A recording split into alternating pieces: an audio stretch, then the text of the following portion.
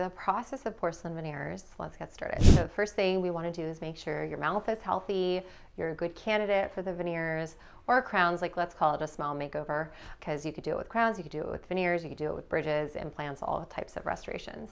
But basically, once we know that the patient is healthy and a good candidate, what we do is we take impressions of what their teeth currently look like. So you can see here, the teeth are really bulky. So this is the crowns this patient already had.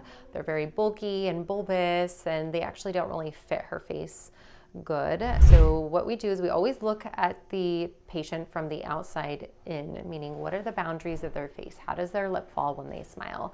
What kind of personality do they have? What colors are within their skin tone that will match, what shades of white and gray and pinks that we put into all the restorations that we do. So we analyze, the patient's facial structures, where their lip is, where their bone is, and all of that. And then we have to position the teeth within the boundaries of the face in order to enhance their smile and make their smile look aesthetically pleasing. So one of the first steps we do is we take what's called wax up impressions. So we take impressions of their mouth, how it currently is, and then we create a wax mold of what potentially the end result will look like.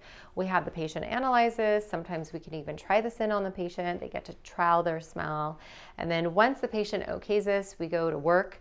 We have to, for this patient, we had to take off all the crowns that she already had, and we make her temporaries.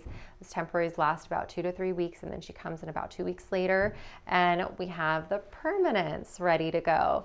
And so we try these in. The most important step in this is to make sure that the patient is happy with these. So we don't permanently put in these restorations until the patient has seen them in their mouth and they're happy with it. They like the shape, the size, the color. They've looked at it in different lighting. And once we get the okay from the patient, as long as they fit and as long as everything is good, then we could proceed to put them in.